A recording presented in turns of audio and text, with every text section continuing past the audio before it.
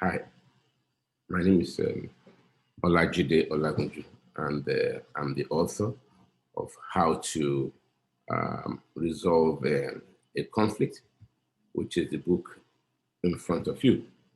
I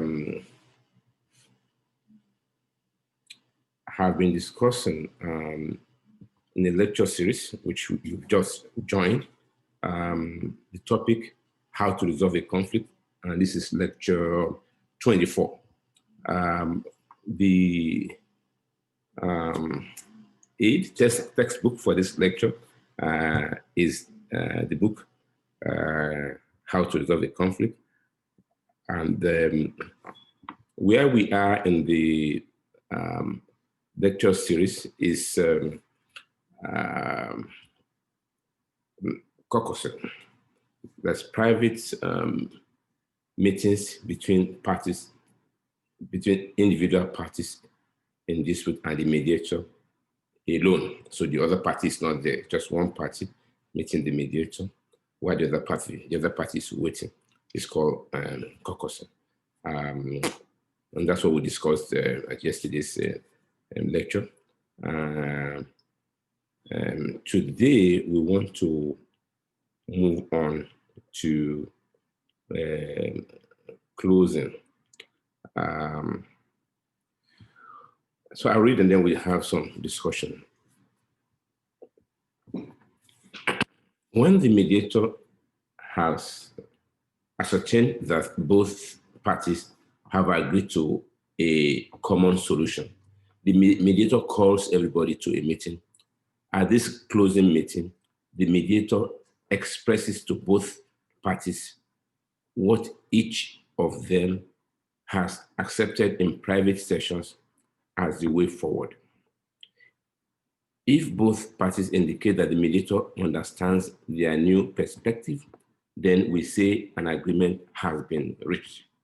The agreement is reduced to writing and signed. Everybody shakes hands. The mediation has ended.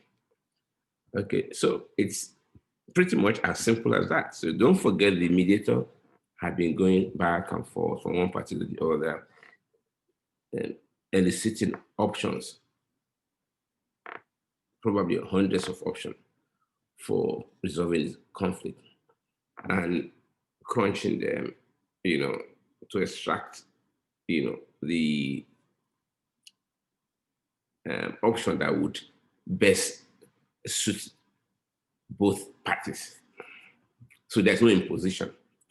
Now, when he or she, that's the mediator, gets the option that appears to work,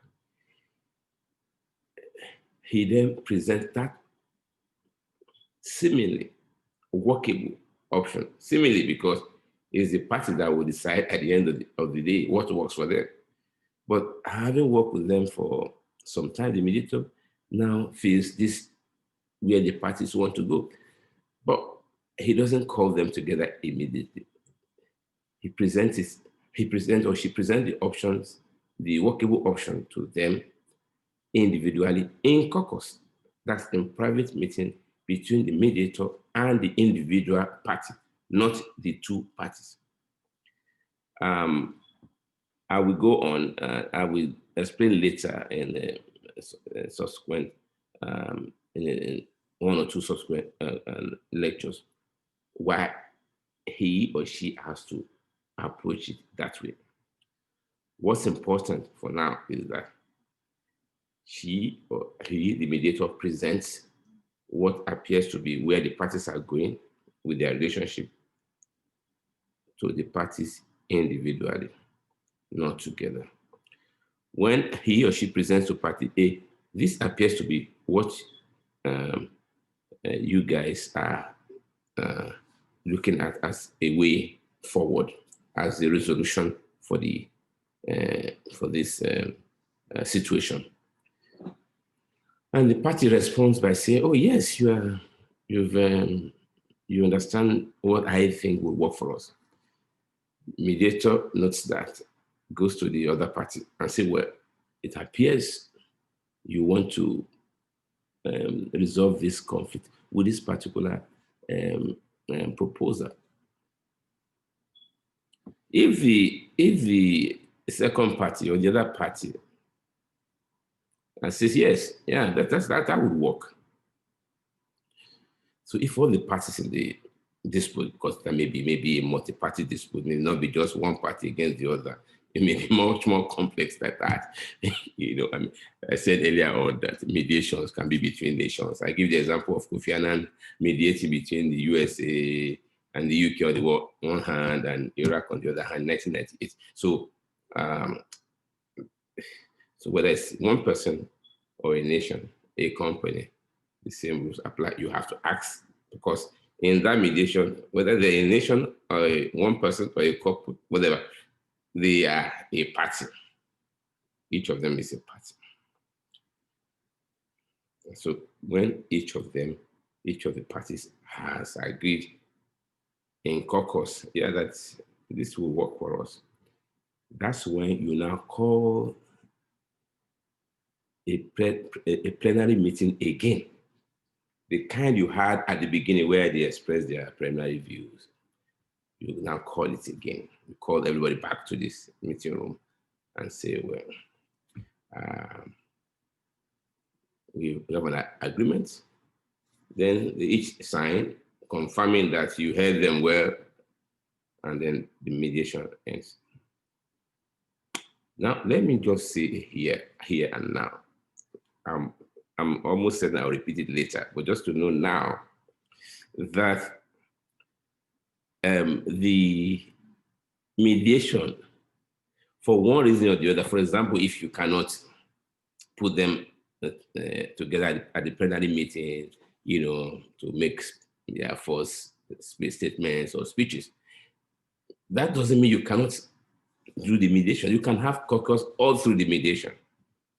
And with ICT and all these wonderful things we are now blessed with in our world, you could have your mediation through what I told you in lecture 1, Henry Kissinger called shuttle diplomacy. So you could shuttle between the parties from the beginning of the mediation to the end. You see the mediation. So you are not bound to one place. You can move. You do what you have to do. Later on, I'll talk more about forum. How to determine forum. But what we said, is sufficient for now, and in fact to do a mediation. I think this is a convenient time to stop. We'll continue the lecture tomorrow. What else is left for me to say is that I appreciate your comments. I appreciate it very much if you've been trying and you are trying and you will try to apply what we are learning. The best way to be a good mediator is to have the skills and the principles and the process on our fingertips. I don't think there's a better way. We need to be grounded, which is what we're doing in theory. We're doing that. I think we're doing very well. I mean, this is our 24th lecture. I think we've done very well. But in addition to being grounded in the theory and principles and practice of effective conflict resolution as epitomized by mediation, you also need to test the water. You need to try your hand, at resolving conflict. And, conflicts are so all over the place. So it's easy to find a conflict to apply your skills to. And in any case, even in your own life, you could apply the skills to the conflict between you and other people. Directly, you could. That's what I call self-mediation earlier on. The same principles apply, for example, confidentiality. For example, trying to do your very best to listen to the people, to begin to hear them as a mediator will hear you, and begin to see, okay, what are they saying? Begin to see options coming up. Please, it's very important that you do that.